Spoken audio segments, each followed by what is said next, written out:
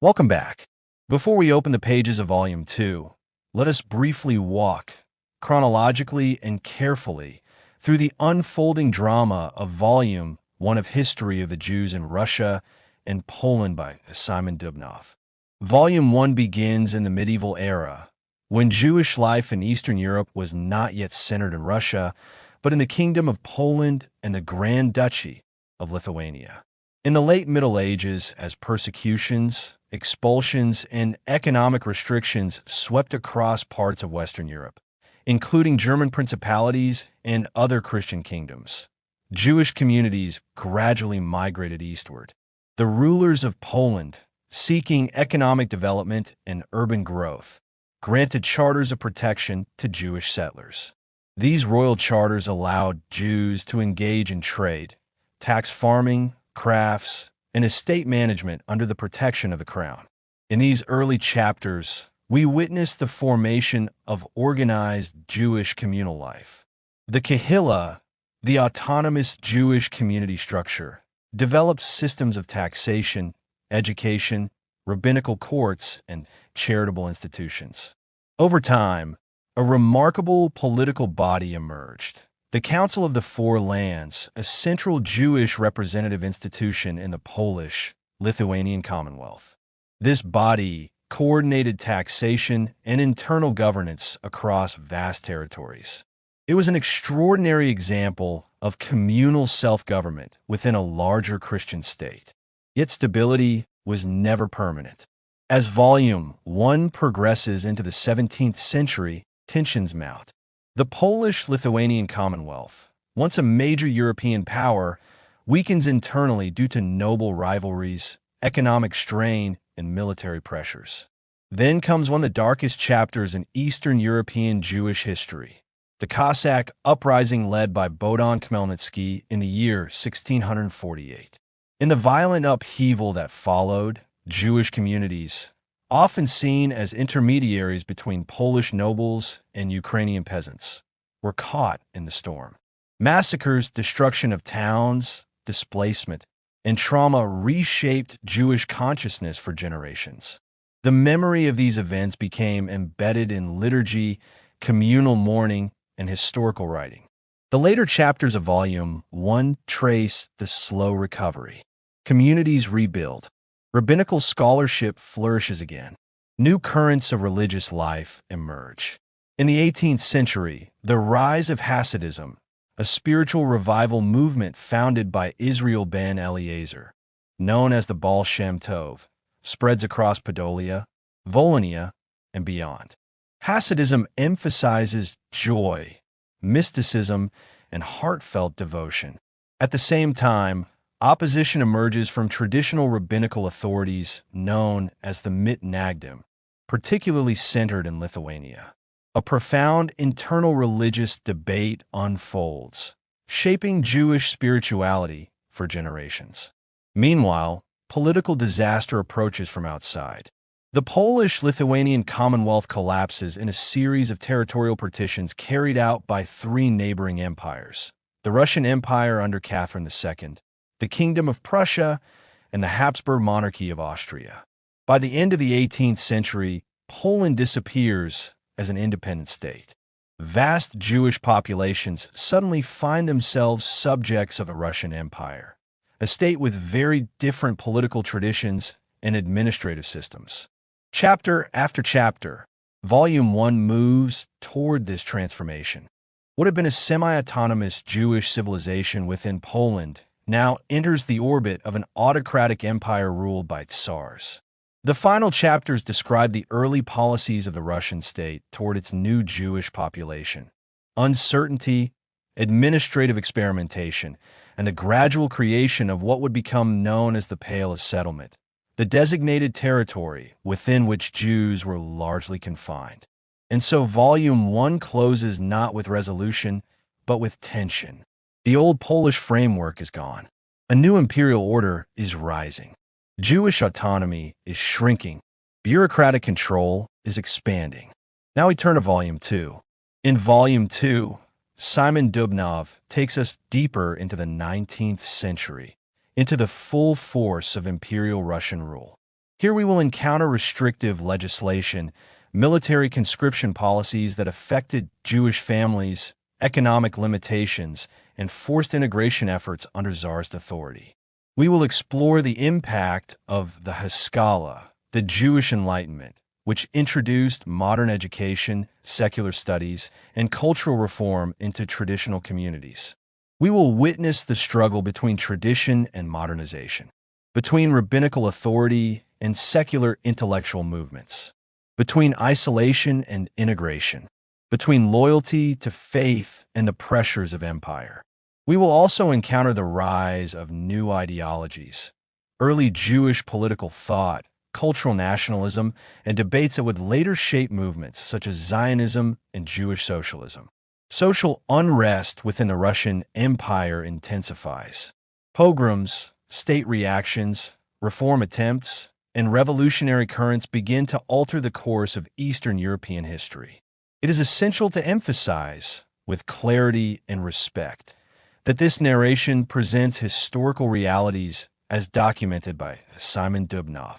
The policies, prejudices, and conflicts described belong to their historical context. They are not presented to inflame modern tensions or to cast blame upon present-day peoples or nations. The purpose of studying this history is education, critical understanding, and awareness of how societies evolve under pressure. This is a story of resilience, adaptation, intellectual ferment, and survival under empire. As we begin Volume 2, we step into a century of transformation, where faith meets modernity, where empires attempt control, and where new ideas begin to reshape the destiny of millions. Let us continue the journey. We now enter the second volume of History of the Jews in Russia and Poland, written by Simon Dubnow and translated from the Russian language by Israel Friedlander, published in the city of Philadelphia by the Jewish Publication Society of America in the year 1946, with the original copyright registered in the year 1918. This volume carries us from the death of Emperor Alexander I of Russia in the year 1825 to the death of Emperor Alexander III in the year 1894. Nearly 70 years, decades heavy with reform, repression, hope, violence, awakening, and mass migration. The translator explains that what was once intended to be a single continuation became too vast, too dense with tragedy and transformation. The story demanded space. The suffering, the policies, the spiritual revolutions, and the political storms could not be confined within narrow limits. And so this second volume stands on its own, the chronicle of an era in which Russian Jewry was reshaped under the weight of autocracy. We begin with Emperor Nicholas I, who ascended the throne in the year 1825. His reign is often described as one of military despotism, an autocracy rigid, disciplined, and deeply suspicious of difference. For the Jewish population of the Russian Empire, numbering in the millions within the territories inherited from partitioned Poland, this era marked a turning point. Military service became not only a civic obligation, but a weapon of transformation. In the year 1827, a decree known as the Recruiting Statute imposed conscription upon Jewish communities in a manner designed to break communal structure and religious continuity. Boys, sometimes as young as 12 years old, were seized under the system of so-called cantonist recruitment. These children were placed in military preparatory institutions, often for decades, cut off from their families, exposed to relentless pressure to convert to Russian Orthodoxy, the official state religion of the Russian Empire. This was not merely conscription. It was an experiment in forced assimilation, what officials described as reform, but what communities experienced as spiritual assault. Families hid their sons. Informers emerged. Desperation spread. The anguish of parents watching children taken into the machinery of the imperial army became one of the defining traumas of the century. At the same time, expulsions multiplied. Jews were removed from villages, from border zones, from cities where they had lived for generations. Legal codes were compiled, systematic collections of disabilities that restricted residence, education, property ownership, and economic activity. The state sought regulation in every sphere: censorship of Hebrew books, supervision of rabbinical leadership, encouragement of conversionary missions. Yet repression often carries within it unintended consequences. Under Nicholas I, the government attempted what it called enlightenment. Influenced by officials such as Count Sergei Uvarov, the Minister of Education, the regime believed that controlled modernization might dissolve Jewish distinctiveness. Figures such as Max Lilienthal were brought into state-sponsored educational projects. Secular schools were introduced. The state sought to weaken traditional Jewish autonomy, dismantling communal self-government structures that had once flourished under the Polish-Lithuanian Commonwealth. But enlightenment imposed from above, under coercion, does not feel like liberation. It feels like intrusion. Western European Jewish communities, newly emancipated in lands such as France and parts of Germany, began to intercede diplomatically, appealing to the conscience of European powers on behalf of Russian Jewry. Economic distress deepened. Restrictions narrowed livelihoods. Agricultural colonization experiments were proposed, seeking to transform urban and small-town Jews into farmers, though often without adequate preparation or support. Blood libel accusations, false charges of ritual murder, resurfaced in cases such as the trial in the town of Vilas and the affair in Mstislavl, reviving medieval myths within a modern empire. In the Kingdom of Poland, which remained under Russian rule after the Congress of Vienna in the year 1815, Jewish communities navigated separate tensions. Plans for emancipation appeared and disappeared.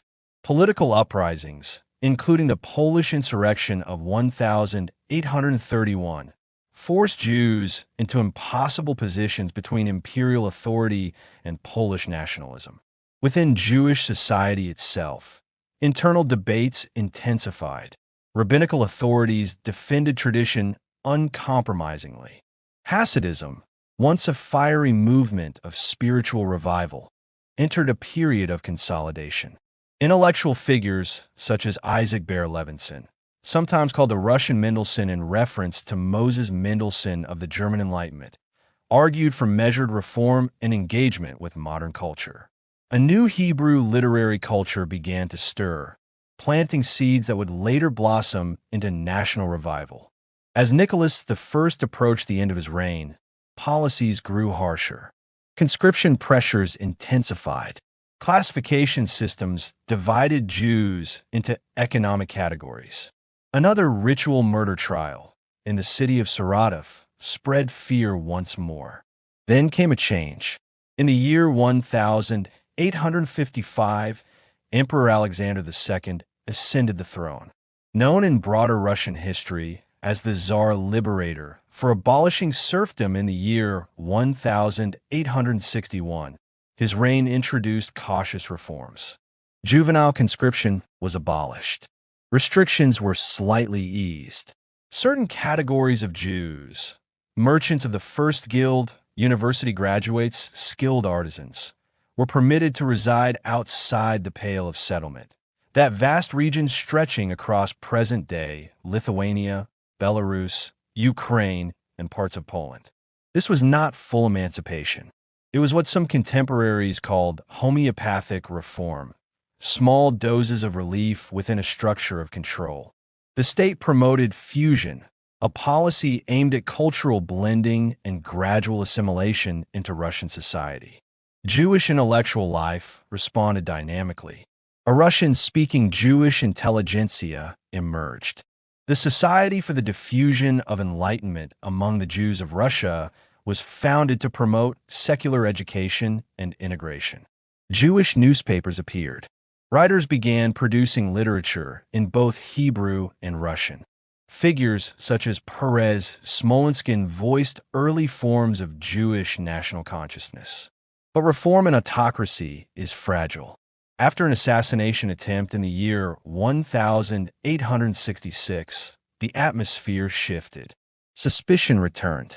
Informers such as Jacob Braffman accused Jewish communities of separatism. The government's tolerance cooled. Though Alexander II enacted reforms, reactionary forces within the empire resisted deeper equality. Then, in the year 1881, Alexander II was assassinated by revolutionary conspirators in the city of St. Petersburg. His death unleashed forces that would mark the Jewish population indelibly. His successor, Emperor Alexander III, embraced unyielding autocracy. In the chaotic months following the assassination, waves of violent attacks, known as pogroms, erupted in southern regions of the empire. Homes were looted, shops destroyed, families assaulted. In cities such as Kiev and towns across Ukraine and southern Russia, mobs targeted Jewish neighborhoods, often with inadequate intervention from local authorities. The Minister of the Interior, Count Nikolai Ignatiev, oversaw policies that vacillated between hesitation and endorsement. Panic spread. Immigration began. Tens of thousands, then hundreds of thousands, departing for the United States of America, for Western Europe, and for Ottoman-governed Palestine. In the year 1882, the government issued the so-called Temporary Rules of May 3rd. These regulations restricted Jewish residents in rural areas, limited property rights, and intensified segregation. Though labeled temporary, their impact endured. Legislative oppression followed street violence. Commissions such as the Pollan Commission studied the Jewish question, yet often reinforced discriminatory assumptions. Educational quotas limited Jewish enrollment in universities. Professional restrictions narrowed access to law and public service. Military discrimination persisted. Public protests arose abroad. Meetings were held in London, including the gathering at Guildhall.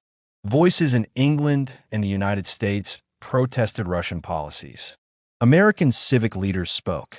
Yet within the empire, expulsions continued. In the early 1890s, Jews were expelled from the city of Moscow under administrative orders. Families were uprooted with little notice, forced to abandon businesses and homes. Amid despair, new visions formed. Leon Pinsker published Auto-Emancipation, arguing that Jewish dignity required national self-liberation. Baron Maurice de Hirsch launched large-scale colonization schemes, including agricultural settlements in Argentina through the Jewish Colonization Association. Emigration became both escape and reinvention. American Jewish communities expanded dramatically, shaped by the refugees of these years. When Alexander III died in the year 1894, he left behind a transformed landscape. Millions had emigrated. National consciousness had awakened. Trauma had deepened. The system of Russian absolutism stood rigid, yet beneath it currents of change gathered force. All of this is presented here with respect for historical truth and with an awareness of the sensitivity of these events. The policies described belong to a specific imperial regime and historical moment. They are recounted for education, for scholarly understanding, and for the preservation of memory, never to assign collective blame to modern nations or peoples.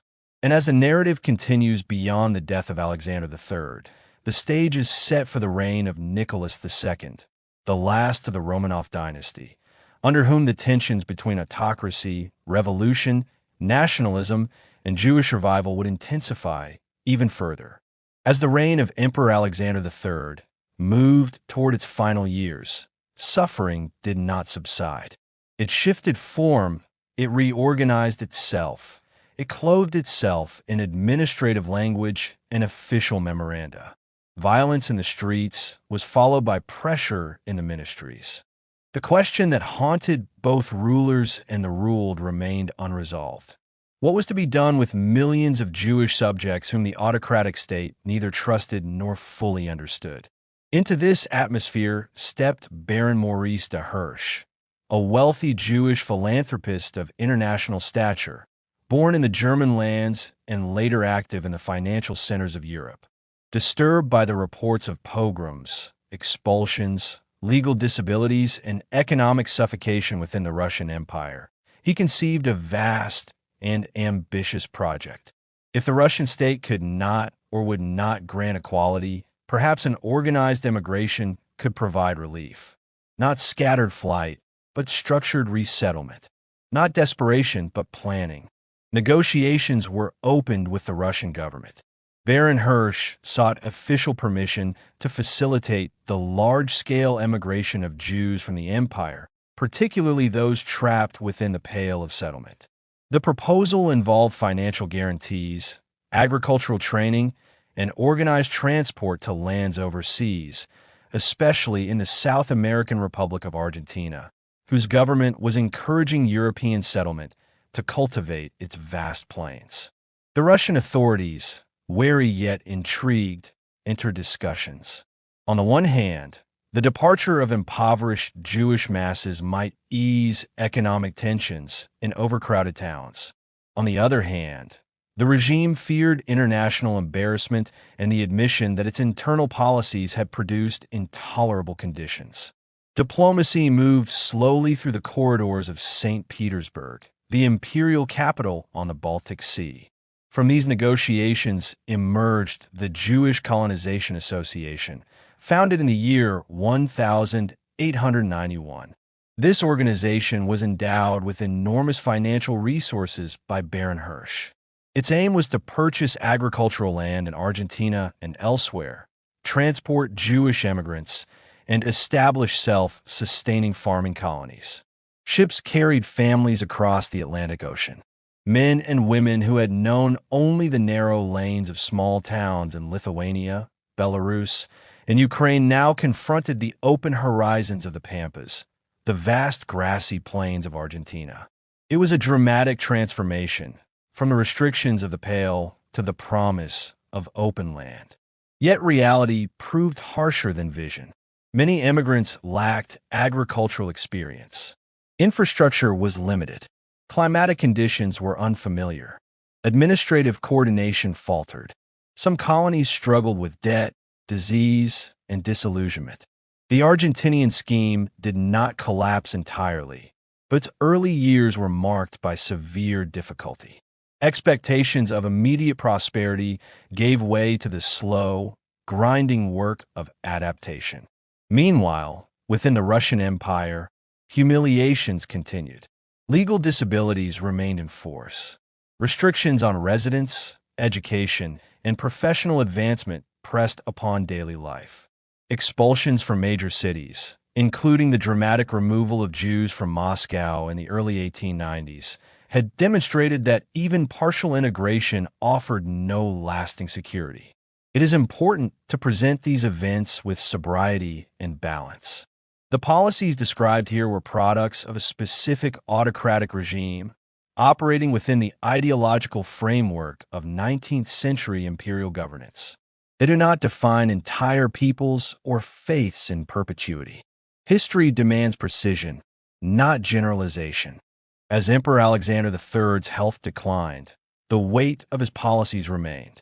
His reign, though lasting only from the year 1881 to the year 1894, had left what contemporary observers called an indelible imprint upon Russian Jewry. Mass immigration had accelerated. National consciousness had intensified. Trust between state and subject had eroded.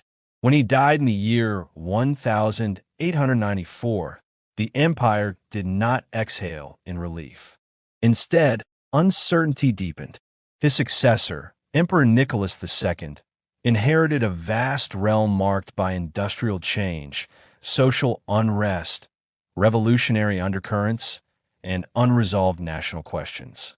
To understand the roots of this crisis, we must look back once more to the beginning of the imperial experiment with Jewish transformation, to the reign of Emperor Nicholas I, whose earlier policies had set patterns that later rulers adapted and intensified. The dominant church of the Russian Empire was the Russian Orthodox Church, closely allied with the autocratic state. Within certain ruling circles, there emerged a belief that the Jewish population could be reshaped, disciplined, assimilated, perhaps even absorbed through direct and simplified methods. Among these methods, military service appeared to offer a straight road toward the desired goal.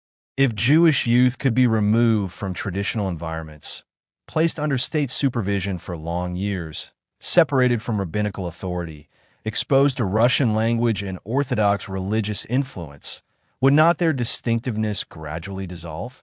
Had the ruling spheres of St. Petersburg possessed deeper historical awareness, they might have recognized that attempts to annihilate Judaism, whether by force, pressure, or seduction, had been undertaken in many lands across many centuries and had consistently failed. Empires had risen and fallen. The Jewish people had endured. In the very first year of his reign, in the year 1826, Emperor Nicholas I instructed his ministers to draft a special statute regulating military service for the Jews. This statute would depart in significant respects from the general conscription law applied to other subjects. The reform was to apply particularly to what officials called the Western region, the territories of Western Russia that had formerly belonged to the Polish-Lithuanian Commonwealth and had been incorporated into the Russian Empire through the partitions of Poland at the end of the 18th century. These lands contained the overwhelming majority of the empire's Jewish population. The Western region was under the military command of the emperor's brother, Grand Duke Constantine Pavlovich. Constantine had previously served as commander-in-chief of the Polish army after the Congress of Vienna in the year 1815 had established a semi-autonomous kingdom of Poland under Russian sovereignty. From the city of Warsaw, he oversaw military affairs until his death in the year 1831. The draft statute was sent to Grand Duke Constantine for review. In turn, he transmitted it to Senator Nicholas Novoziltsev, the Imperial Russian commissary in Warsaw and effectively co-regent in Polish affairs. Novoziltsev was an experienced administrator who had become familiar with Jewish communal conditions in the Western territories. In a memorandum addressed to the Grand Duke, Novoziltsev expressed grave concern. The sudden imposition of military service upon Jewish communities, he warned, would provoke agitation and unrest. These populations had only recently been incorporated into the Russian Empire. They were deeply attached to their religion, their ancestral language, their communal institutions. They lived under civil disabilities and were largely estranged from the broader Russian population. To require 25 years of military service, the standard term at that time, would mean removing sons from families for a generation. It would detach them from faith, custom, and environment, placing them in barracks often characterized by hostility and pressure to convert. Novoziltsev advised gradual preparation rather than abrupt transformation. But within the imperial mind, the broader objective had already taken shape.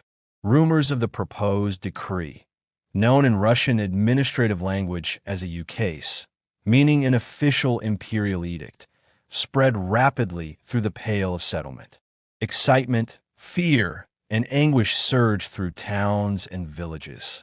One must imagine the psychological landscape of that moment. Communities that had only recently shifted from Polish sovereignty to Russian rule now faced the prospect of losing their youth to a distant army for a quarter of a century.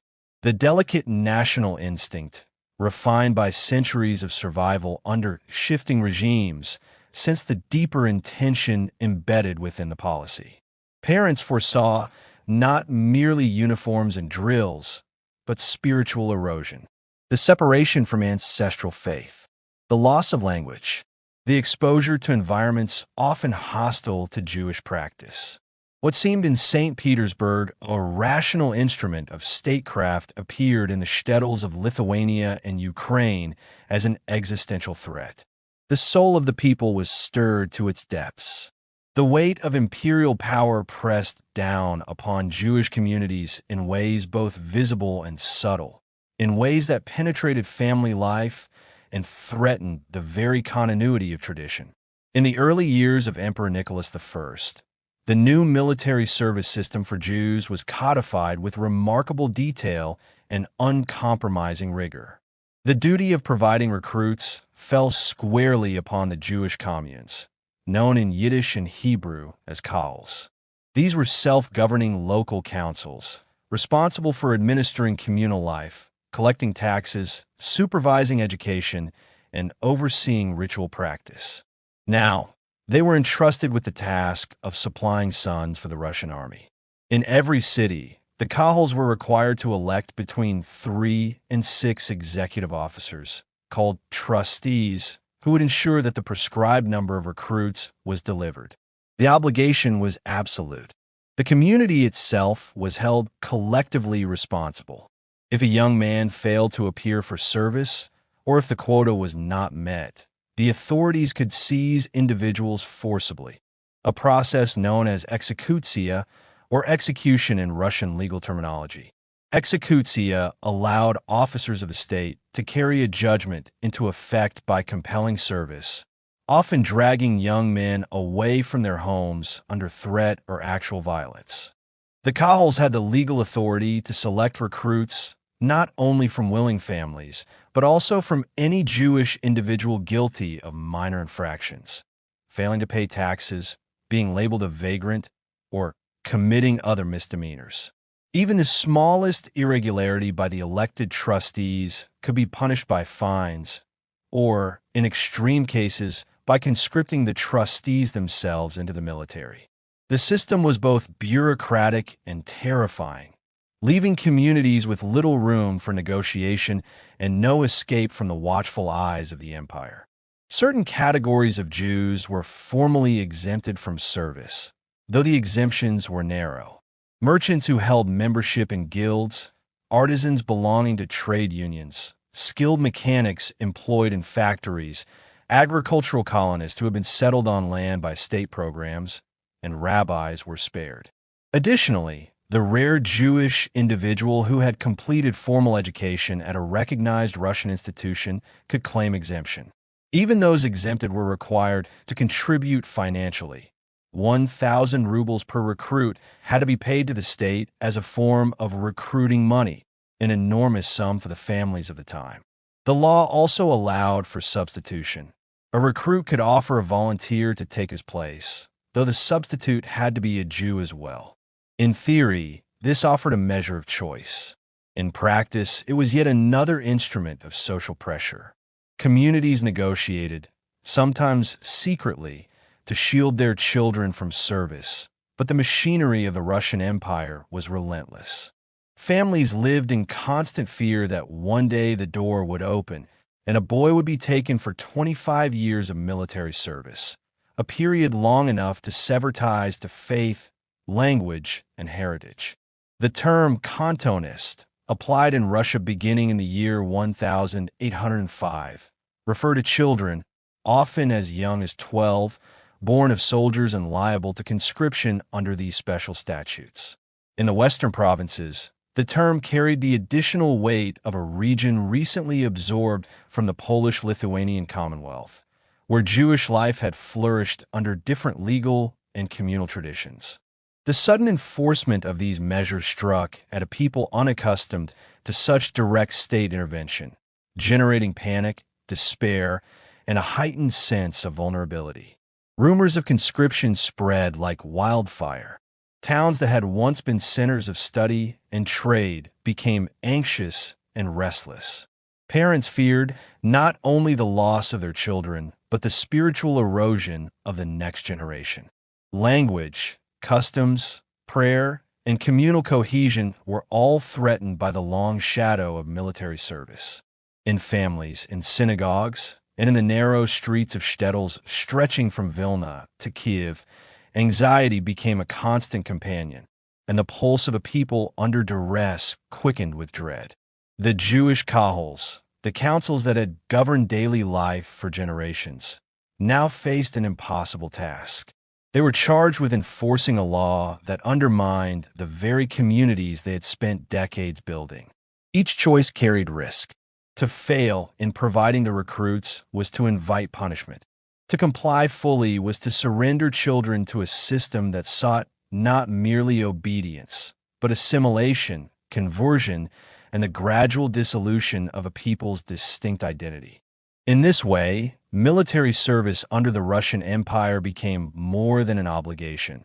It became a tool of transformation.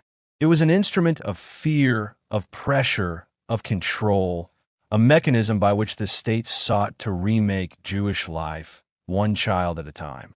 And yet, beneath this machinery, the human spirit remained resilient, clinging to faith, tradition, and hope, even in the darkest hours of autocratic imposition.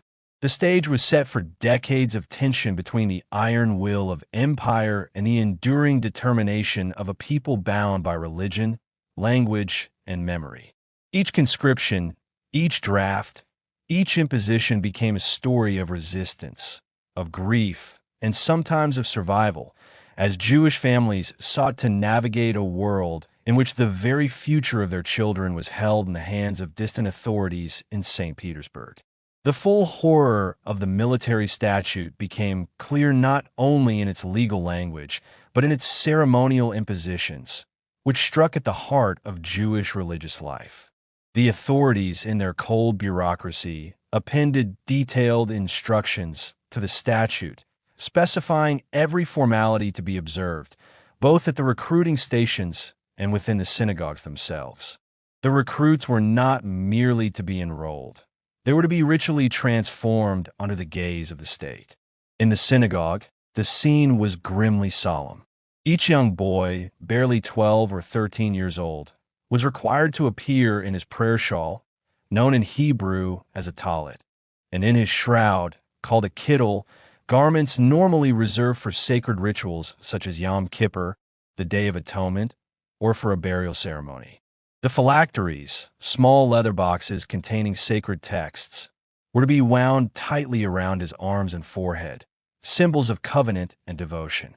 Before the ark, the sacred cabinet containing the Torah scrolls, he was compelled to recite a lengthy oath of allegiance, words heavy with obligation and fear, while the flicker of candles and the blast of the shofar, the ram's horn used in Jewish religious ceremonies, echoed around him. The military authorities received their own set of instructions. Each group of Jewish conscripts was to be entrusted to a special officer, who would watch over them closely until they departed for their distant places of assignment. The recruits were to be segregated from all other soldiers, a mark of both isolation and suspicion. Barely a month after the law was announced, the central government in St. Petersburg received alarming reports from the western provinces. In the Volhynian town of Old Constantine, disturbances among the Jewish population had supposedly erupted. The chief of the gendarmerie, Count Alexander Benkendorf, a man whose office was feared across the empire for the ruthless enforcement of imperial authority, conveyed the news to the Tsar. Benkendorf was head of the so-called Third Section, the political police established in the early 19th century to suppress any liberal or rebellious thought. The Tsar, hearing of the unrest, immediately commanded that, in all similar instances, culprits were to be court-martialed, signaling the readiness of the state to respond with extraordinary severity. Yet, in reality, the authorities had misinterpreted the depth and nature of Jewish response. Apart from this isolated incident, there were no organized rebellions. Even in Old Constantine, the so-called mutiny was of a profoundly spiritual character rather than a political one. The Jewish residents, nearly all followers of Hasidism, were deeply shaken by the imperial decree. They gathered in the synagogues, fasting and praying with intensity, hearts heavy with fear and sorrow. In a gesture both desperate and innocent, they composed a petition outlining their grievances against the Tsar. This petition was entrusted to the hands of a deceased member of the community, with the belief that the righteous soul could present their pleas directly to the Almighty, the God of Israel. What the Russian authorities perceived as insubordination was, in truth, a profoundly religious act. Under patriarchal conditions, with no political recourse or access to justice, Jewish communities could express their national and spiritual grief only within the walls of the synagogue. Their prayers, their fasts, and even the symbolic act of sending a petition through the hands of the dead reflected both despair and steadfast devotion. The state saw disorder, but the people were simply mourning the threat to their way of life, their children, and their covenantal continuity. In these early years of enforced military service, one sees the collision of two worlds: the absolute, calculating authority of the Russian Empire and the deeply human, spiritual, and cultural resistance of a people who had survived centuries of displacement and persecution. Every ritual, every prayer, every trembling family gathering became a silent act of defiance, a testament to endurance, and a quiet refusal to surrender the soul to the machinery of an empire. The statute, the instructions, the rigid oversight of officers, the isolation of children, all these mechanisms were designed to extinguish identity, yet they instead illuminated the profound resilience of the Jewish spirit. The experience of Old Constantine and countless other towns stands as a symbol that even under the most oppressive and incomprehensible laws, faith and tradition found ways to endure, finding expression in the smallest, most intimate acts of devotion. The shadow of these measures would fall across generations, shaping the psyche of Russian Jewry, teaching both fear and fortitude, and setting the stage for the upheavals, migrations, and immigration projects that would follow in the decades of hardship and hope yet to come. The young men who were captured or who surrendered after long flight were sent to military schools, often called cadet corps, where the trials of their martyrdom began in earnest. These institutions, established by the Russian state to train boys for a life of service in the Imperial Army, were rigid, harsh, and unyielding. From the moment of their arrival, the boys were stripped of their families, their communities, and the familiar rhythms of Jewish life. The uniforms they wore, stiff and unfamiliar, symbolized the loss of freedom and the beginning of a long apprenticeship in obedience and endurance. The training was relentless. Days were filled with marching in the bitter cold, drilling in formations, memorizing endless regulations, and performing duties that demanded strength far beyond their years. Discipline was maintained through harsh punishments, often physical, and the threat of shame in the eyes of instructors and peers weighed heavily upon every child. Illness and exhaustion were constant companions. Yet the schools tolerated neither complaint nor delay. The cadets were molded into instruments of the state, their individuality suppressed, their spirits tested, and their childhood stolen. Letters that survived, written secretly and hidden, tell of the longing for home, for mothers, for the warmth of familiar streets and the laughter of siblings. The pain of separation was compounded by the cruelty of superiors, some of whom delighted in breaking the spirits of their charges. Hunger, cold, and fear were as much part of their education as sword drills and lessons in military strategy. In these institutions, the young Jewish boys became, in the words of contemporaries, living sacrifices to the statutes of the empire, their youth consumed by the relentless machinery of militarization. Even after years of schooling, the ordeal did not end. Graduates were assigned to garrisons, often far from the lands of their birth, where they served for decades under strict supervision. Their service demanded loyalty to a state that had torn them from their homes and faith, and the years of isolation hardened them in body and mind. Many never returned to the communities from which they had been taken. Their families left to grieve the absence of sons who had vanished into the army of Nicholas I. The military martyrdom of Jewish youth was not merely a legal or administrative process. It was a human tragedy, repeated with each generation, leaving scars upon families, communities, and the very memory of the people. Forests, Ravines and secret hiding places became symbols of resistance, while the cadet corps and garrisons embodied the relentless, unyielding power of the empire. Every step, every command, every day in service was a chapter in a story of endurance, suffering, and the quiet, unbroken will of a people pressed into the crucible of imperial demands. The recruiting agents, employed by the Kahol or its so-called trustees, acquired the grim nickname of hunters or captors, known in the Yiddish tongue as cappers. These men roamed the villages and towns with relentless persistence, tracking down every fugitive, every young man or boy who had dared to flee, and dragging them back to fulfill the quotas demanded by imperial law. The desperation of the authorities knew no bounds. When the number of adults available for conscription fell short, even the youngest children became targets. Boys as young as 8 years old, far below the legal minimum of 12, were seized, their ages falsified by the agents, since birth records were not yet systematically maintained. The cruelties perpetrated by these captors were almost unimaginable. In the dead of night, they would break into homes, tearing children from the arms of their weeping mothers. They would lure others away with false promises or outright kidnap them from the streets. Once captured, these Jewish children were sent to recruiting jails, dark, grim facilities where they were confined until the examination at the recruiting station. There, the minors were handed over to special officers tasked with escorting them to their destinations, usually the far-flung provinces of the Russian Empire, stretching eastward to Siberia.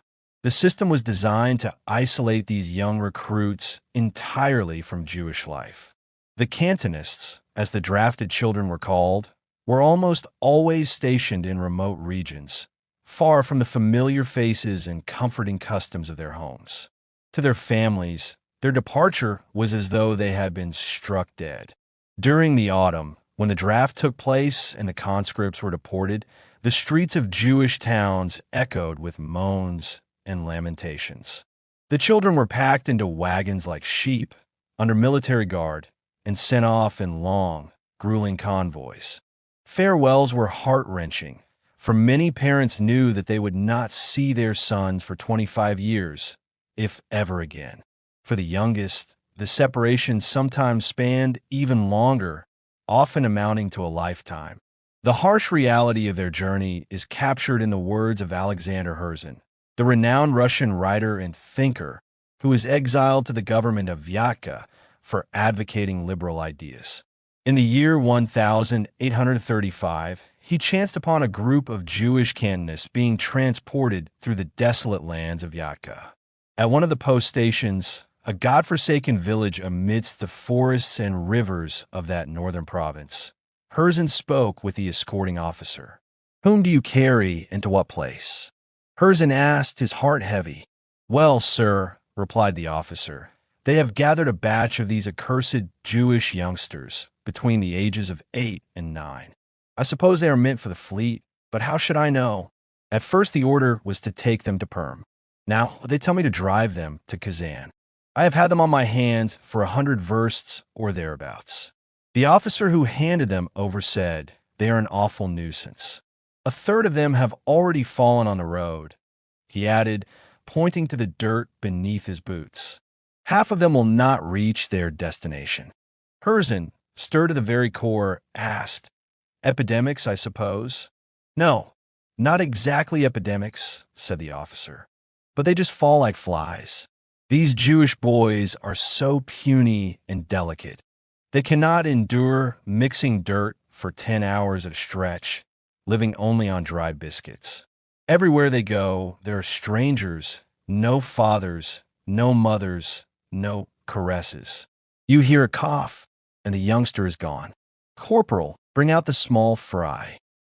The officer's words were not merely a report. They were a testament to a system of suffering imposed upon the innocent.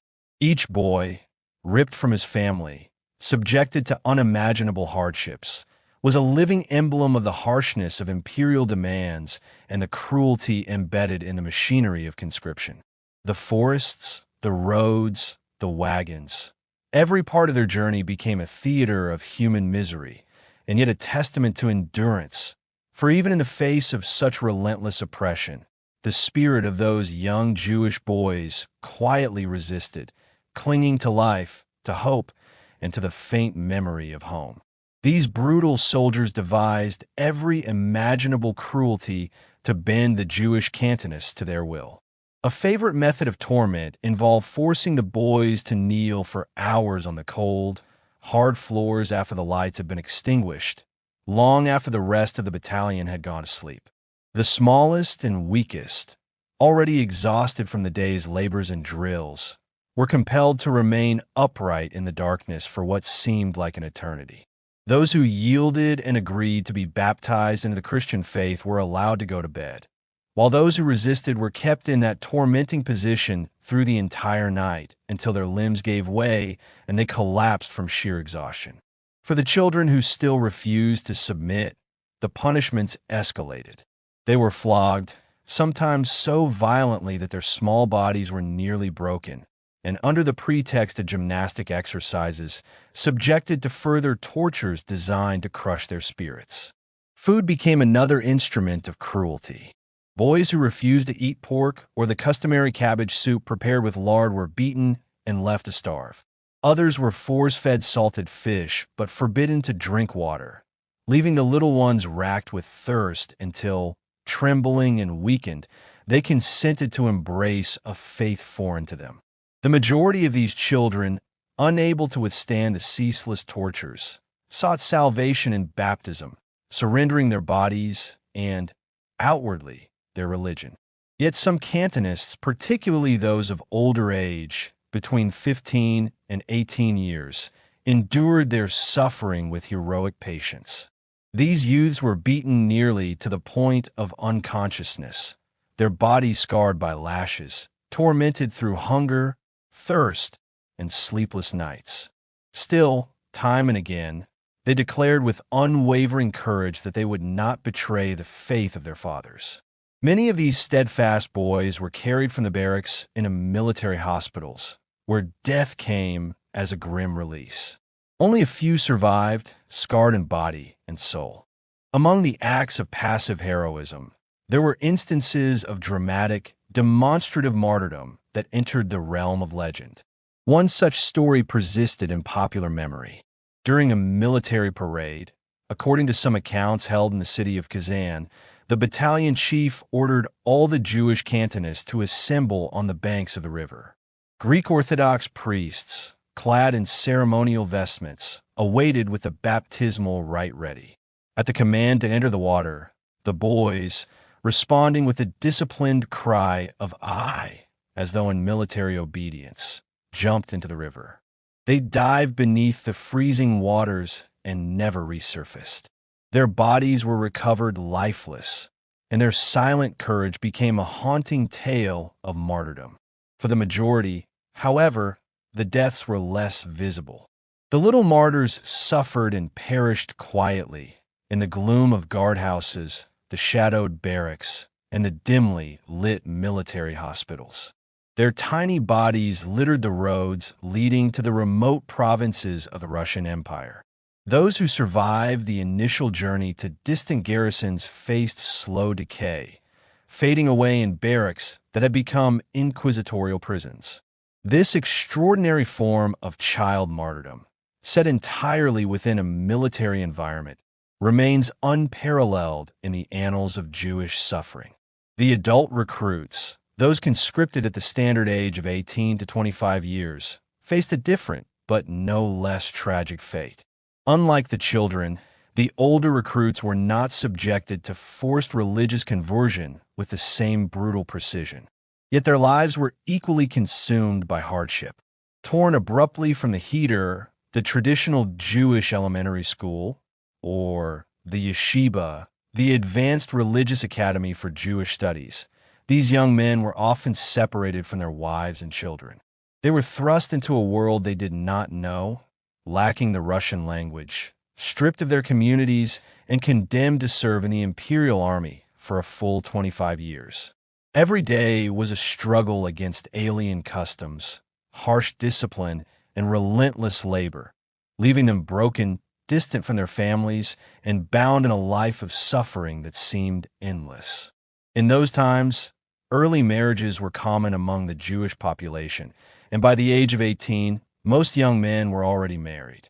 The prospect of being torn away from their families for 25 years, or even longer in the case of the youngest Cantonists, added a further layer of dread to their conscription. The danger of apostasy, of losing their faith under the pressures of military life, or of dying in distant provinces, often tore at the fragile bonds of family life. Many young husbands, knowing they might never return, arranged divorces before entering the army, believing that to do otherwise would condemn their wives to a life of perpetual widowhood, abandoned and grieving. At the close of the year 1834, rumors spread like wildfire among the Jewish communities of the Russian Empire. A law was said to be imminent, one that would forbid early marriages but simultaneously exempt from conscription those who were already married before its issuance. Fear and confusion took hold. A panic ensued, and in every town, families hastened to marry off boys as young as 10 years old to girls of equally tender age, some barely more than children themselves. Within months, hundreds, even thousands of such marriages have been hastily arranged. These unions, known in Hebrew and Yiddish as the beholo, meaning fright or panic, were often nothing more than the play of children, with young couples confined to games with nuts or scraps of wood. The frenzy, however, only intensified the suffering, as families were further disrupted by the conscription of their heads and providers. The confusion was finally clarified on the 13th of April in the year 1835 with the publication of the new statute on the Jews. The law forbade marriages before the age of 18, but provided no exemptions or privileges for those who had been married in haste. The only effect of the beholo was thus to increase the number of families robbed of their sons, fathers, and husbands, leaving them bereft of their support and hope. For those Jewish men who survived the initial terror of conscription, the years in the army were filled with extraordinary hardships. They endured beatings and ridicule for their inability to speak Russian fluently, for their refusal to eat trifa, the foods forbidden under Jewish dietary law, and for their general inability to conform to the harsh and alien routines of military life. Even after years of forced adaptation, the Jewish soldier could rise no higher than the rank of non-commissioned officer, for advancement required baptism into Christianity. The statute on military service promised that those who completed their terms with distinction might gain entry into the civil service. Yet this remained a paper promise, valid only for those who abandoned their faith. Those who remained loyal to Judaism, even after surviving decades of service, were often cast aside, denied the right to settle freely in the regions outside the Pale of Settlement, the restricted zone where Jews were allowed to live. Only decades later, during the reign of Emperor Alexander II, were these rights extended to the surviving soldiers of Nicholas I, known in Russian as Nikolaevsky Soldati, and to their descendants. The burden of conscription weighed most heavily upon the poorest members of the Jewish community, the so-called burgher estate. This group consisted of small artisans, laborers, and impoverished tradesmen who could not afford the certificates of the mercantile guilds, which might have exempted their children from military service. Some poor families went so far as to beg from door to door to collect enough money to obtain such certificates, hoping to save their sons from a fate of forced service and martyrdom.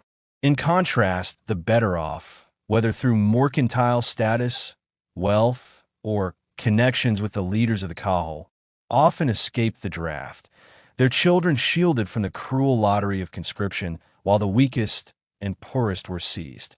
Thus, the machinery of conscription fell with unrelenting weight upon the shoulders of the most vulnerable, tearing apart families, communities, and generations, leaving a trail of sorrow and despair that stretched across the villages and towns of the Jewish population under the reign of Nicholas I. In Western Europe, the imposition of personal military service upon Jewish populations often came hand in hand with gestures of emancipation. In many lands, the call to arms for Jewish men was either preceded by or immediately followed by the easing of certain restrictions and disabilities, signaling the first steps toward equality before the law. In the Empire of Austria, for example, even under the strict hand of the clergy, military service for Jews was preceded by the Toleranz Patent, issued by Emperor Joseph II on the 2nd day of January in the year 1782. This Toleration Act removed a number of legal disabilities imposed upon Jews and opened a path toward assimilation within the broader society. Nevertheless, while it promised tolerance, many of the old restrictions persisted, reminding the Jewish population that freedom was partial and conditional. Military service was introduced a few years later, in the year 1787, yet it was framed as a duty that carried with it the prospect of integration and civil recognition. In the Russian Empire, the experience of the Jews could not have been more different. Here, the introduction of military conscription was not accompanied by any easing of oppression or recognition of rights. On the contrary, the conscription statute of Nicholas I, which brought unbearable cruelty and suffering to Jewish boys and men, was followed by a renewed wave of legislative discrimination, a monstrous increase in legal disabilities, and relentless persecution. The Jewish population was struck with a dual punishment, one civil, the other military. The cruelty of the state fell upon them like a double knout, each lash a reminder of their vulnerability and isolation. In the same ill-fated year that saw the enactment of the conscription law, barely 3 months after it received the imperial sanction, the Jewish people were further subjected to new edicts. On the 2nd day of December in the year 1827, while the moans of the Jews still echoed in the synagogues, their prayer for divine deliverance unanswered, 2 additional ukases were issued. The first ordered the transfer of all Jewish residents from villages and village inns in the government of Grodno into the towns and small urban settlements, uprooting families who had lived for generations on ancestral lands. The second commanded the complete banishment of Jews from the city of Kiev, forcing a community that had been part of the fabric of the city for centuries into exile and dispersal. These expulsions were not mere administrative measures. They were instruments of terror and social control. Entire communities were torn from familiar surroundings, their livelihoods destroyed, and their traditions imperiled. The streets and homes that had once echoed with the voices of Jewish families fell silent or were repopulated with strangers, while the exiled Jews were forced into towns and settlements that were often overcrowded, ill-prepared, and indifferent to their arrival. The policy of expulsion, combined with the horrors of military conscription, created a landscape of fear, suffering, and dislocation that would shape the lives of generations.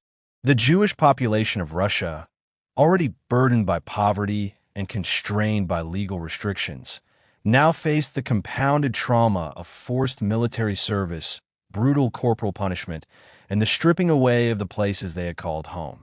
Entire villages emptied of Jewish life, families scattered across provinces, children torn from parents, and husbands separated from wives, all under the watchful and merciless eyes of the imperial administration. The duality of exile and conscription, the constant threat of violence, and the absence of any mitigating recognition of rights distinguished the Russian experience from that of the Jews in Western Europe, casting the communities into a long and tragic ordeal from which they would struggle to emerge.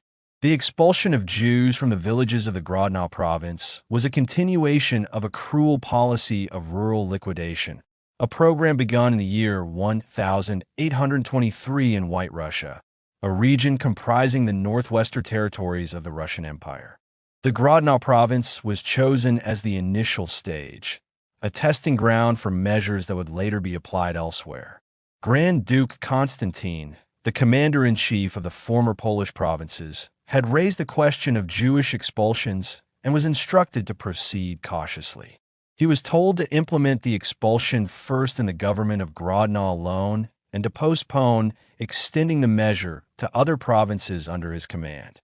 The imperial authorities also displayed careful planning in directing him to delay the expulsions until the ongoing military conscription had been completed. The logic was chillingly calculated. First seize the children for the army, the young birds, and only then destroy the nest, expelling the parents and uprooting the family structure. This policy reflected a strategic cruelty designed to ensure maximum control and minimal resistance.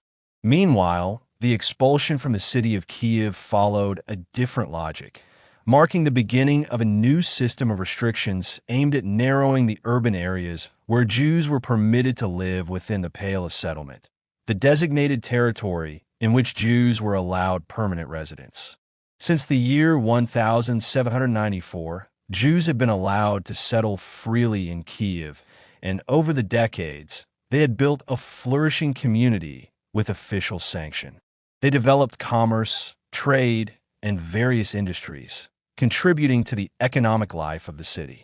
Yet suddenly, the imperial authorities in St. Petersburg declared that their presence was detrimental to the industry of the city and to the exchequer in general, and moreover at variance with the rights and privileges conferred at different periods upon the city of Kiev.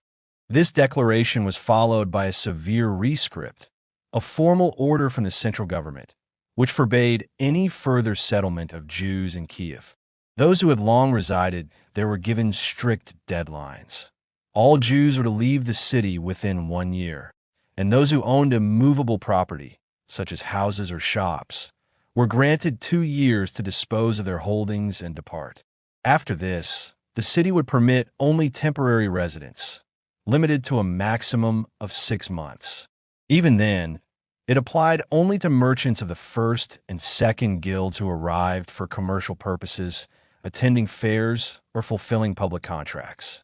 The thriving Jewish community that had grown over decades was suddenly uprooted, its members forced to abandon homes, businesses, and the networks of trade they had painstakingly built. This policy of expulsion, both from the villages of Grodno and the urban centers such as Kiev, reflected the intensifying grip of imperial authority over Jewish life. It combined with the horrors of military conscription to create a landscape in which families were torn apart, communities shattered, and entire generations subjected to fear, displacement, and suffering. The children were taken first, their futures dictated by the army, and the parents expelled afterward, a deliberate orchestration of despair designed to suppress resistance and ensure the subjugation of the Jewish population throughout the empire. In the year 1829, the cruel whip of expulsion fell upon the Jews dwelling along the shores of the Baltic Sea and the Black Sea. In the provinces of Courland and Livonia, territories in the northwestern part of the Russian Empire, measures were implemented with the explicit aim of reducing the number of Jewish inhabitants. These provinces had experienced an influx of newcomers, Jews not born in these regions and therefore lacking any legal right to settle there. The Tsar, Nicholas I, endorsed the proposals of the so-called Jewish Committee, a body established to oversee Jewish affairs and drafted earlier in the century, directing that all Jews not native to Courland be transferred into the cities where their births had been officially recorded. Those who had yet to register in a municipality outside the province were granted a grace period of 6 months to complete their registration.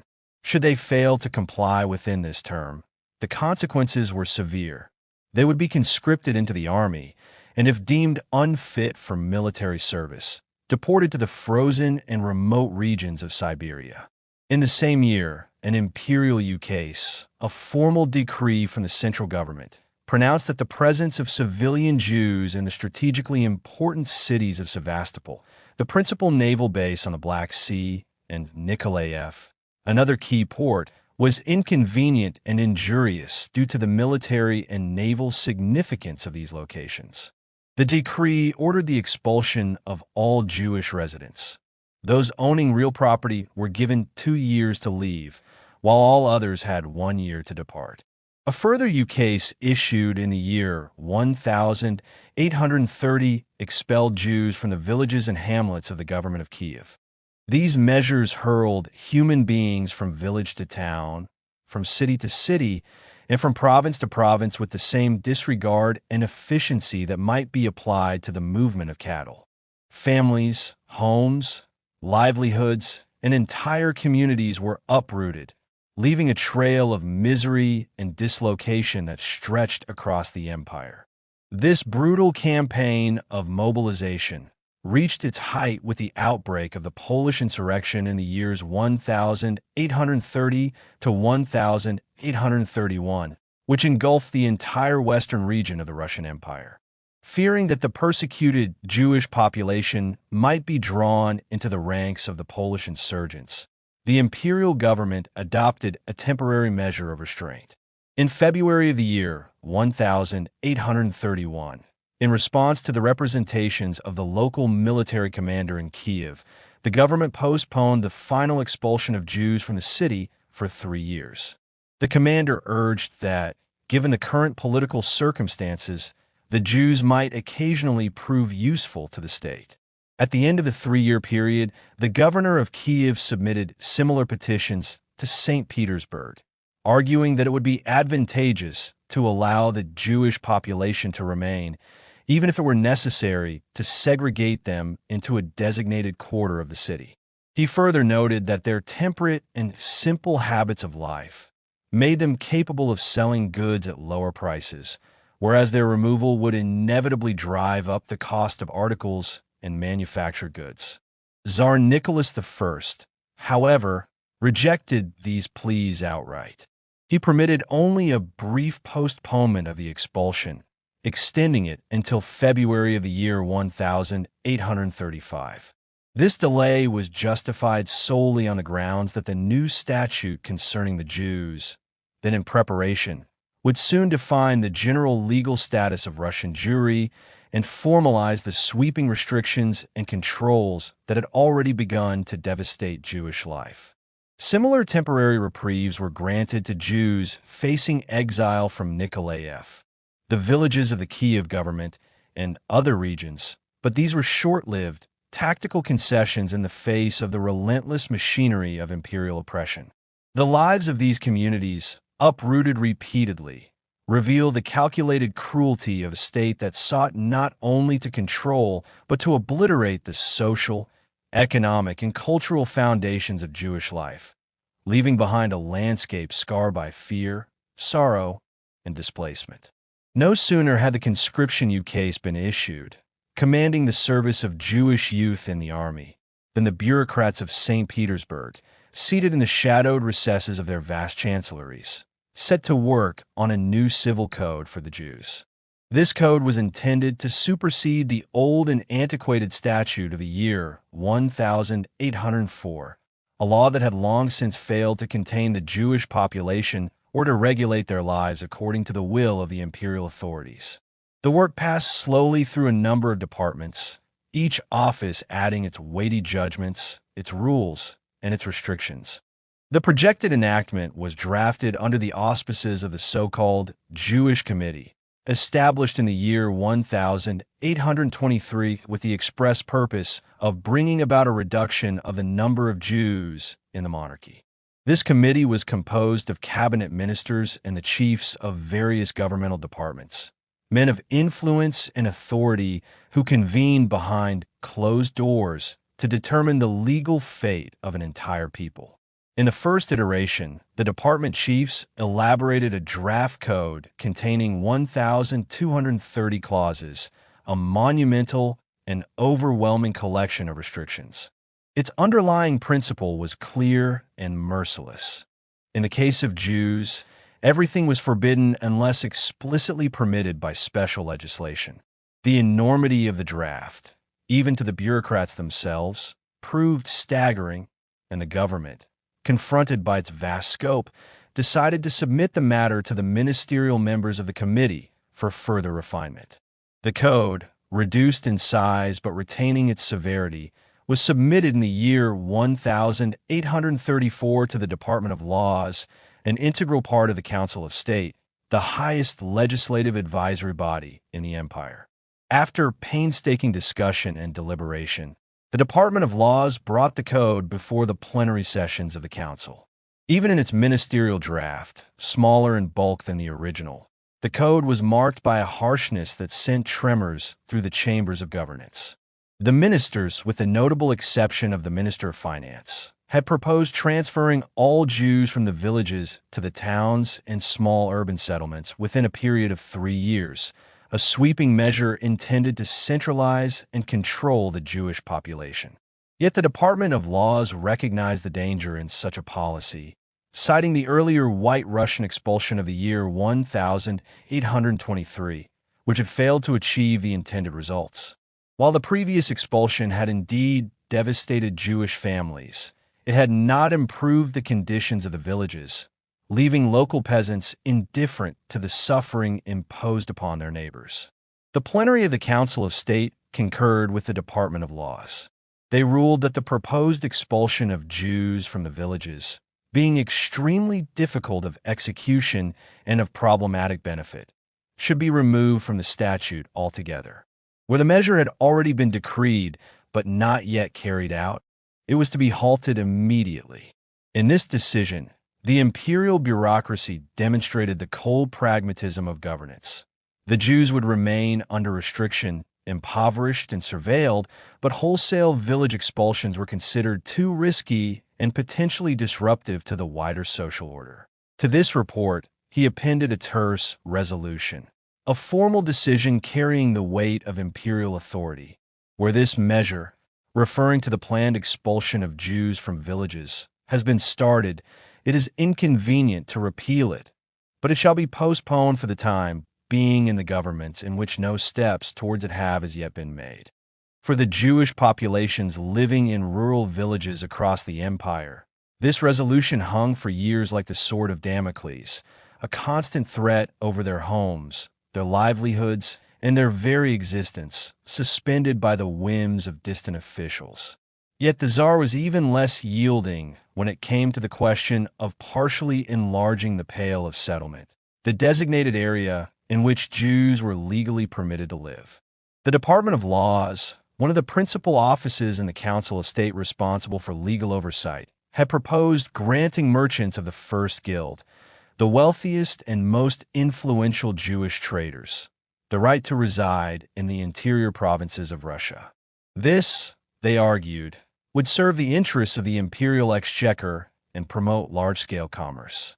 At the plenary meeting of the Council of State, only a small minority of 13 members supported this proposal. The majority of 22 argued vehemently against it, invoking the time-honored tradition dating from the era of Peter the Great, which strictly prohibited Jewish residents in the Russian interior.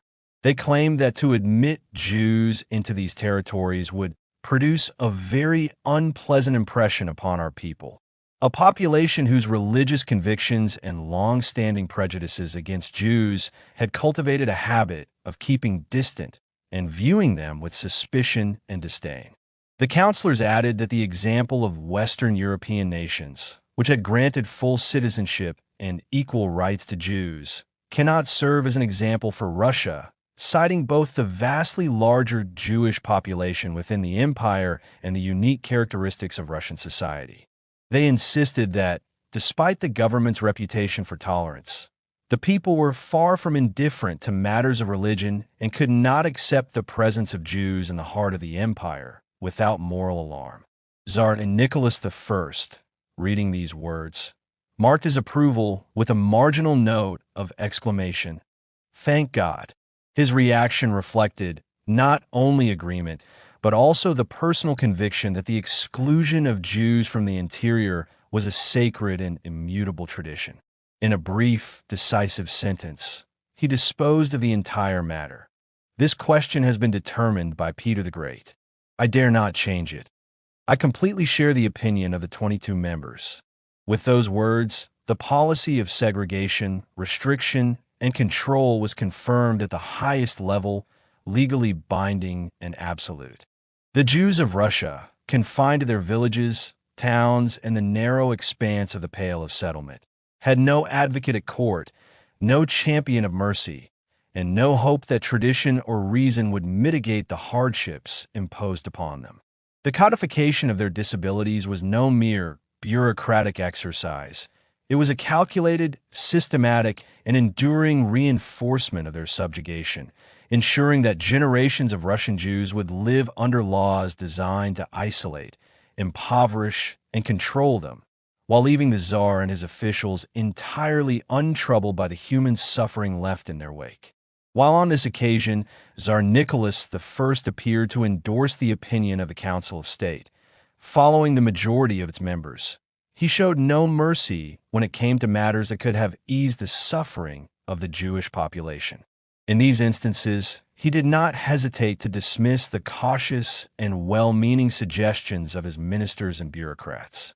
The Department of Laws, the central office within the council responsible for reviewing legislation and safeguarding justice, at least in theory, had, in the year 1835, carefully recommended that some relief be granted to the Jews regarding the cruel and unyielding conscription laws. The Kahal of Vilna, the local Jewish communal authority entrusted with the spiritual and civil well-being of the community, had submitted a detailed and heartfelt memorandum. They pleaded for the abolition of the dreadful institution of cantonists, the system that forced children into military service. In their appeal, they begged that the minimum age for conscription, then cruelly set between 12 and 15 years, be raised to 20, and that the upper age limit be extended to 35. Their goal was simple but urgent: to protect the most vulnerable children from almost certain suffering, separation from family, and unimaginable hardships in the far reaches of the Russian Empire. The imperial verdict was devastating in its brevity and absolute in its authority: to be left as heretofore. No modifications, no concessions, no mercy were allowed. Young Jewish boys, barely more than children, were destined to spend a quarter of a century in the harsh and unforgiving Russian army. They would continue to be seized, trained, and subjected to brutality, their fates sealed by the distant authorities in St. Petersburg, whose decisions were immune to compassion. Nicholas I was equally relentless when it came to the question of expulsions from Kiev. The Department of Laws, informed by the pleas of the local governor, had suggested postponing the expulsion. They highlighted the potential economic importance of the Jewish population to the city, noting that immediate removal would disrupt trade, livelihoods, and social order. 14 members of the Plenary Council of State agreed and formally petitioned the Tsar for what they described as his benevolent consideration, a cautious and respectful way of requesting that the baneful ukase be revoked or delayed. Yet 15 members rejected the proposal outright, insisting that the imperial will had already been expressed and that no one dared oppose it. In this way, the Council of State, often imagined as a forum of reasoned debate and careful judgment, became little more than a reflection of the Tsar's absolute authority. Decisions were not guided by justice or fairness, but by fear of crossing the emperor's clearly expressed wishes. The imperial will, unchallengeable and total, dictated every law, every policy, and every ruling, leaving the Jewish communities of the empire with no advocate, no protection, and no hope. Their lives, whether subject to forced military service, relentless cruelty, or merciless expulsion from cities and villages, were at the mercy of an autocracy that brooked no dissent. The Kahal of Vilna, like other Jewish communal authorities across the Pale of Settlement, could only watch in despair as their petitions were dismissed, their pleas ignored, and their children consigned to long years of suffering, separation, and danger. Conscription, codified disabilities, and imperial expulsions combined to keep Russian Jewry tightly controlled, oppressed, and trapped under a system that showed neither compassion nor reprieve, a system that enforced the Tsar's will without exception. Under these grim and oppressive circumstances, the entire draft of the statute, a document destined to define the lives of Jewish communities for decades to come, passed through the Council of State in St. Petersburg. On the 28th day of March, in the year 1835, the council convened to cast its vote on whether to submit the statute to the emperor for his imperial signature. The atmosphere in the chamber was tense, heavy with the weight of unspoken cruelty and the fate of an entire people. Amid this somber assembly, a solitary and belated voice rose in defense of the Jews, a voice almost drowned in the chorus of bureaucracy and fear. Admiral Samuel Gregg, a distinguished officer of the Imperial Navy, courageous enough to swim against the current of prevailing opinion, submitted a special opinion on the proposed statute. In his memorandum, Admiral Gregg argued for alleviations in the intolerable legal status imposed upon the Jewish population. He framed the entire issue in stark and urgent terms. Are the Jews to be suffered in the country or not? He asked. The admiral proposed that if the Jews were to remain within the empire, then the authorities must abandon the relentless system of restrictions that hamper their actions and suppress their religious customs. He urged that they be granted, at the very least, equal liberty in commerce, so that their talents and industry might benefit the state, and that gratitude, rather than resentment, might arise in place of continual dissatisfaction. On the other hand, if the conclusion of the council and the emperor were that Jews were not to be tolerated, Admiral Gregg argued, then the only course was a complete banishment of the entire community into foreign lands, thus removing the source of friction in a decisive, if harsh, manner. It need scarcely be added that the voice of the queer admiral found no hearing. His courage, his appeal to reason and fairness, was swallowed by the machinery of the autocracy. Nor did the Jewish people themselves manage to gain any audience with the powers that dictated their fate. Stunned by the relentless succession of blows, and imbued with a spirit of martyrdom honed over centuries, Russian Jewry remained silent during those dismal years. Yet human hope and fear are intertwined, and the anticipation of suffering is often sharper than its realization. When rumors began to circulate of an impending general regulation of Jewish legal status, a stir of unease and anxiety spread through the communities. To anticipate a blow, to see the shadow of oppression lifting, was more excruciating than the first strike itself, and naturally some sought to intervene before the hand was fully raised.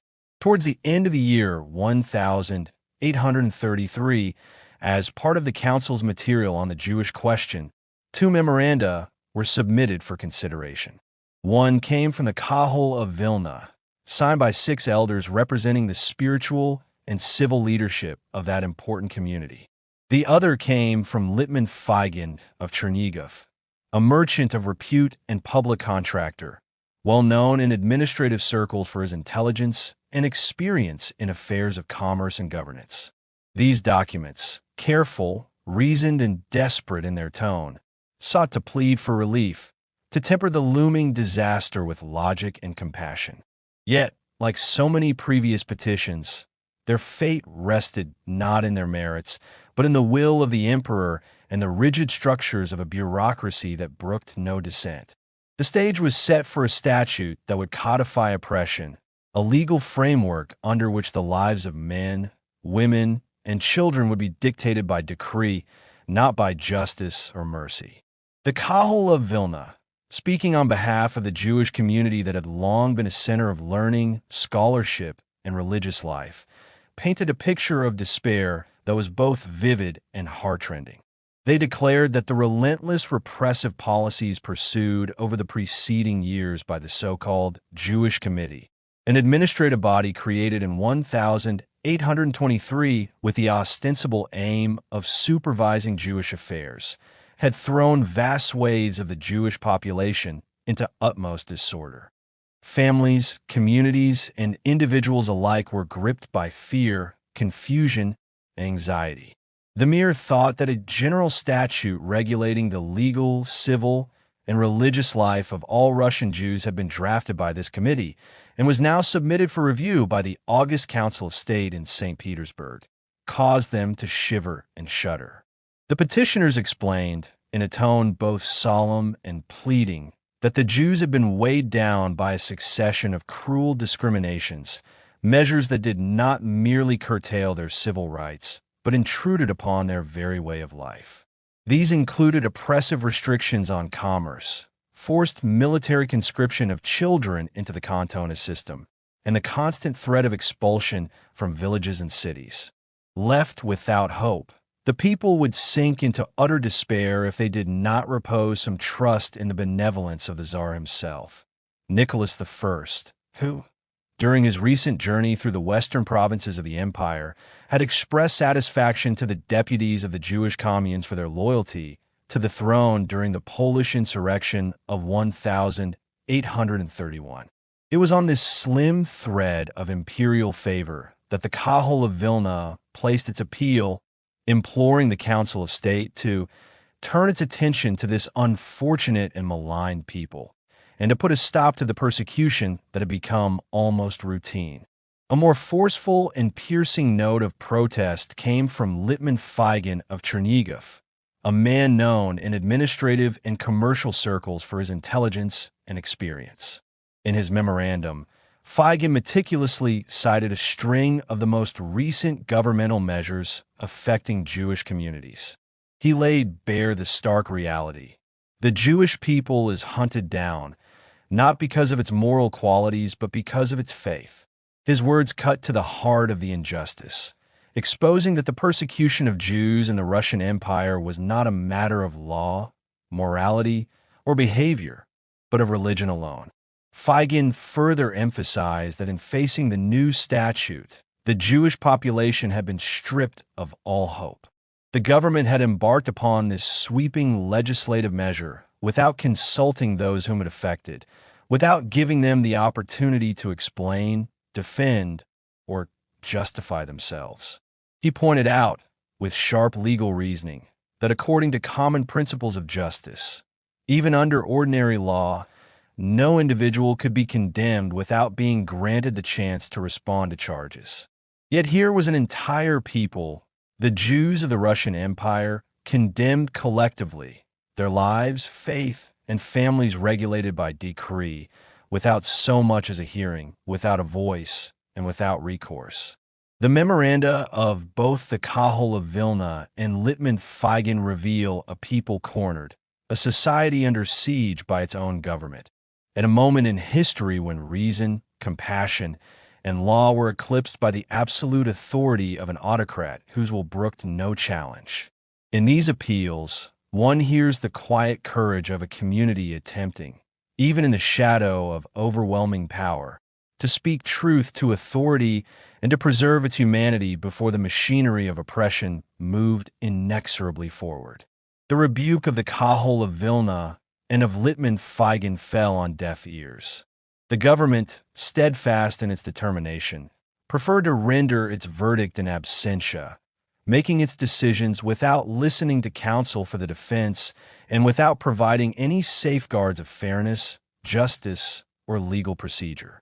In keeping with this uncompromising stance, the petition of the Vilna Kahal, which requested permission to send at least 4 deputies to the capital as spokesmen of the entire Jewish people for the purpose of submitting to the government their explanations and propositions concerning the reorganization of the Jews, after having been presented with a draft of the statute, was categorically denied. No audience was granted, no consideration given.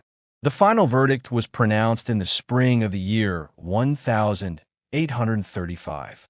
In the month of April, the new statute concerning the Jews, a sweeping and draconian measure, received the personal signature of Tsar Nicholas I. This statute, which would dominate the lives of Russian Jewry for decades, came to be known among the Jewish people as a charter of disabilities. It represented a codification of centuries of legal restrictions, combining the ancient Russian ground laws, concerning the Jews with the restrictive bylaws issued since the year 1804. The Pale of Settlement, the geographic zone within which Jews were permitted to live, was now defined with exactitude and cruelty. It included the governments of Lithuania, meaning the present-day provinces of Kovna, Vilna, Grodno, and Minsk, and the southwestern provinces of Volhynia and Podolia, without territorial exceptions.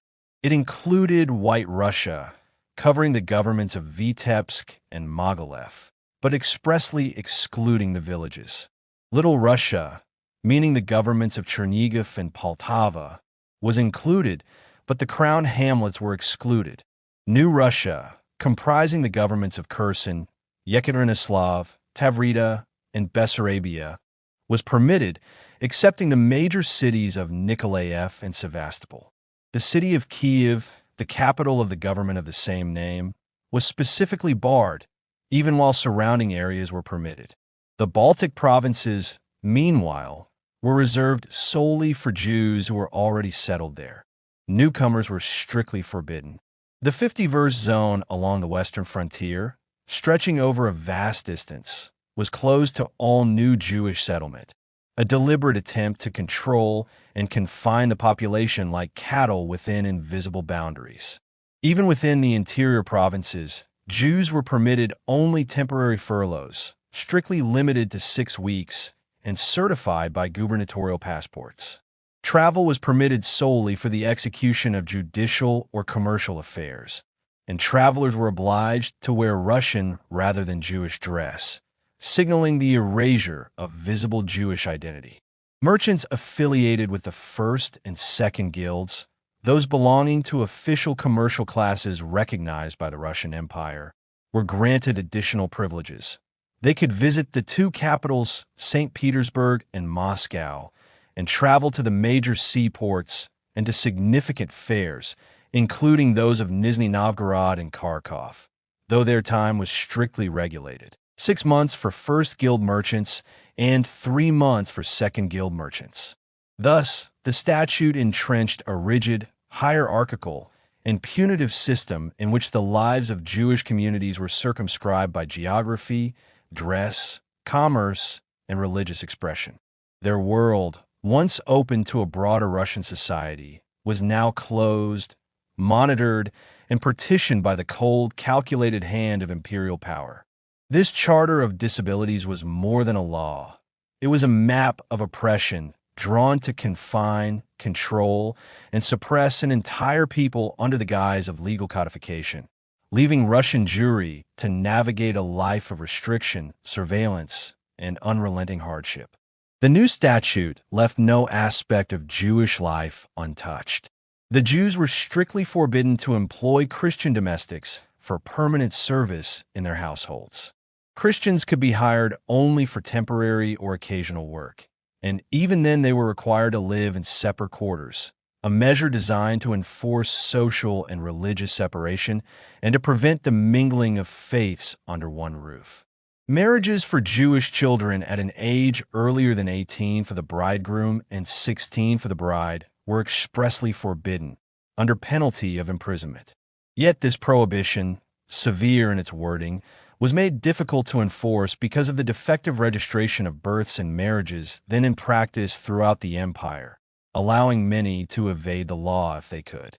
All public documents issued by Jewish individuals or communal authorities were required to be written in Russian or in any other local dialect of the empire, but under no circumstances could the Hebrew language be used. This represented an unprecedented intrusion into religious and cultural expression, signaling the imperial intent to suppress Jewish identity even in everyday affairs. The Kahal, the Jewish communal authority responsible for local administration, was reduced under the statute to the role of a state instrument. Its primary function was to ensure that the instructions of the imperial authorities were executed exactly as commanded, and that all state taxes and communal assessments were accurately remitted. Kahal elders were to be elected every 3 years from among those who could read and write Russian, and all elections were subject to approval by the gubernatorial administration. At the same time, Jews were nominally permitted to participate in municipal elections. Those able to read and write Russian could serve on town councils and magistracies, although the supplementary law of the year 1836 strictly limited this participation to one-third of the municipal bodies, with the city of Vilna being a notable exception where Jews were entirely excluded from any form of municipal self-government. Religious life was similarly constrained. Synagogues could not be constructed in the immediate vicinity of churches, a measure designed to subordinate Jewish worship to the omnipresence of the Orthodox Christian faith. Education was superficially liberalized. Russian schools of all grades were to be open to Jewish children, and officially, these children were not compelled to change their religion. Yet the reality was grim. Coercive measures, particularly the forced baptism of Jewish children, continued under the separate statute on conscription, which remained fully in force. Thus, the statute of the year 1835 functioned less as a law of protection and more as a codification of the entire mass of preceding anti-Jewish legislation. Every restriction, every obligation, and every coercion that had been enacted since the early years of the 19th century was confirmed, unified, and made permanent. Its one positive feature, however, was the halting of the devastating expulsions from villages, a policy that had, during the years from 1804 to 1830, left rural Jewish communities in a state of dislocation and ruin. Beyond this, the statute entrenched the Jewish population in a legal and social cage, leaving them subject to imperial supervision, cultural suppression, and the constant shadow of coercion. The Russian authorities, driven by a relentless determination to control every aspect of Jewish life, extended their scrutiny from civil and economic affairs into the very heart of spiritual existence. In the year 1836, a systematic censorship campaign was launched against Hebrew literature, which at that time comprised nearly all Jewish religious texts. These included prayer books, editions of the Hebrew Bible, the Talmud, and the vast corpus of rabbinic commentaries, as well as Kabbalistic writings and the mystical teachings of the Hasidic movement, which had flourished across the towns and villages of Lithuania, White Russia, and Volhynia. Printing presses in cities such as Vilna, the capital of Lithuania, and Slavuta, a town in the government of Volhynia, were the centers of this literary activity. The Russian government, suspicious of the influence of these works, claimed that certain foreign editions, as well as editions printed previously in Russia, contained teachings that were injurious or subversive to the state. These suspicions were encouraged by Jewish converts to Christianity, who reported to the authorities that such texts were dangerous to the empire, undermining the loyalty of Jewish subjects. Consequently, every Jewish home library, often modest yet treasured, became a target. Searches were conducted under police supervision, and all Hebrew books of foreign origin or previously in censor editions were seized. The confiscated works were to be submitted for revision to rabbis who were deemed dependable by the state, rabbis who had shown loyalty to the crown or who had been influenced by the conversionist agenda. Each book that passed inspection received an official stamp of approval, while those considered suspect were returned to the police and ultimately sent to the Ministry of the Interior. This process effectively placed Jewish spiritual life under the authority of the imperial government, reducing centuries of tradition, study, and devotion to the judgment of officials and selected intermediaries. Alongside censorship, the government intensified its conversionist efforts, seeking to impose the Orthodox Christian faith on the Jewish population. The Kahal of Vilna, the local Jewish communal council, and other Jewish communities watched helplessly as the authorities pushed forward their campaign to Christianize young Jewish boys through the Cantona system. The combination of censorship, police supervision, and forced military service for children created a climate in which Jewish faith, culture, and identity were constantly under siege. Each confiscated book, Each disrupted family and each coerced young recruit was a reminder of the empire's relentless control and the vulnerability of the Jewish people in the Pale of Settlement. Even the smallest deviation from the prescribed rules, staying beyond a permitted term in the cities, failing to observe restrictions on movement, or attempting to maintain religious practice without interference, was met with harsh punishment. In the year 1838, the police of St. Petersburg discovered a group of Jews who had overstayed the limited duration permitted for Jewish travelers in the capital. The Tsar decreed, without hesitation, that they be sent to serve in the penal companies of Kronstadt, a heavily fortified military installation near the capital. Similarly, in the year 1840, heavy fines were levied upon landed proprietors in the Central Russian governments for housing Jewish tenants or servants longer than the law allowed. These measures reinforced the notion that Jewish life, whether civil, economic, or religious, could be constantly monitored, restricted, and punished by the imperial hand. The combined pressure of legislation, censorship, and conversionist policy created a tense and fearful environment in which the Jews of the Russian Empire lived under constant threat. Their books, their children, their places of worship, and even their movements were subject to the scrutiny of an empire determined to reshape them into subjects obedient to the Orthodox Christian state. The weight of these measures bore down heavily upon every family, every town, and every synagogue, leaving the Jewish population to navigate a daily existence defined by fear, deprivation, and an almost unrelenting sense of persecution. The regulation of Jewish literature extended far beyond contemporary works. It encompassed the entire corpus of Hebrew writings printed during the 16th, 17th, and 18th centuries, a span of time covering the golden age of rabbinic scholarship, biblical commentary, mysticism, and Jewish law. These works, accumulated over hundreds of years, have been produced long before the establishment of the Russian censorship apparatus and were thus considered a potential threat to imperial authority.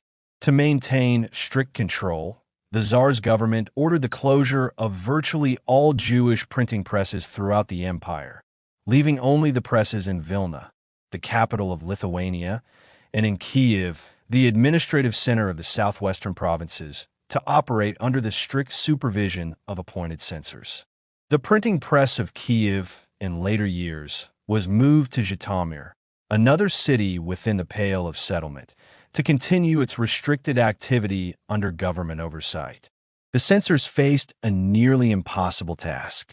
Ancient and medieval authors, whose works had been written without any thought of Russian laws or imperial scrutiny, were found to contain passages deemed at variance with imperial enactments.